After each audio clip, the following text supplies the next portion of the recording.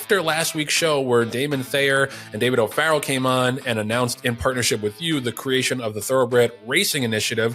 What's the response been like, John, from the industry? Joe, it has been overwhelming and overwhelmingly positive, which is really unusual in most industries, specifically our industry. But over the past, the initiative, the Thoroughbred Racing Initiative, has only been in existence for 2 weeks. And already we have pretty much all of the major groups behind us: the Thoroughbred Breeders Association, the Florida Horsemen, some of the sales companies, a number of big farms in Florida, some of the biggest farms in Kentucky, some of the biggest professional organizations, whether it's in transportation or vetting, and everything in between. And we have just been working overtime to not only collect the enthusiasm, collect the money and the contributions, but also now focus all of that power and all of that momentum into fighting the good fight, which is to battle and hopefully kill Bill 105.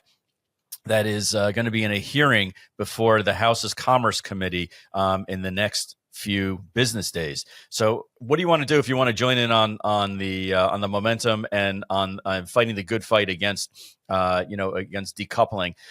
Well, you need to do a couple of things. Number one is you can go on our website, which is thoroughbredracinginitiative.com. thoroughbredracinginitiative.com. You can read about all the things that we're doing. You can certainly contribute money on the page, just a quick link, and you can put some money towards the cause. Or it also gives you the opportunity to reach out to your local politician, especially if you're a Florida resident or a Florida native. Reach out, tell them no to this bill, no to House Bill 105. They'll know exactly what you're talking about.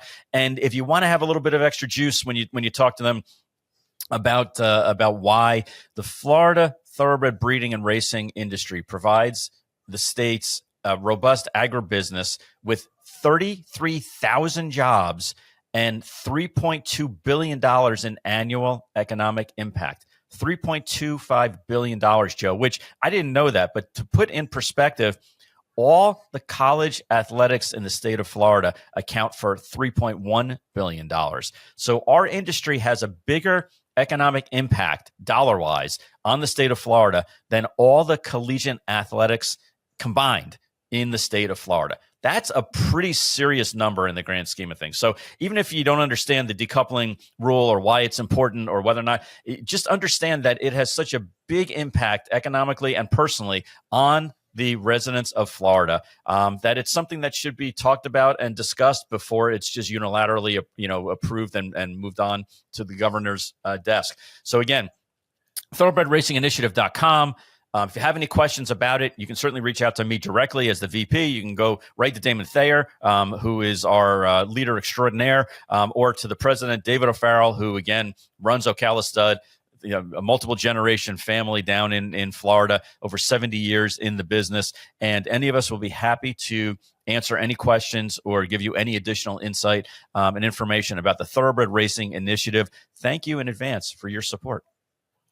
Yeah, it's a very, very worthy initiative, worthy cause, and I'm so glad you guys are taking it on. I'm so glad you've gotten the response that you have from the industry, because this is something we all need to unite behind. We got to be organized, folks, and we got to have the heft behind that organization to be able to fight these fights, not just in Florida, but then potentially beyond that. Yep. Once we've won this one, and we will win. Great point about the comparison to the collegiate athletics. I think you guys could probably beat Florida State in football too at this point, if you really wanted to. But you guys have done a great job. I'm really proud to have had that announcement on the show last week. So keep up the great work, and please definitely donate your time or money, or reach out to your representatives at thoroughbredracinginitiative.com. Follow them on social media while you're at it.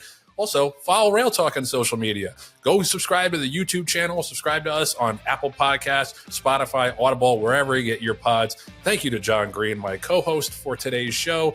Thank you for every show, but thank you for today's show in particular, John. Thank you to our producer, Patty Wolf, our associate producers, Julia Agresta and Nathan Wilkinson. Thank you to Tony Cobitz and Ron Moquett for stopping by and having such a great conversation. We'll see you next week back here on Rail Talk.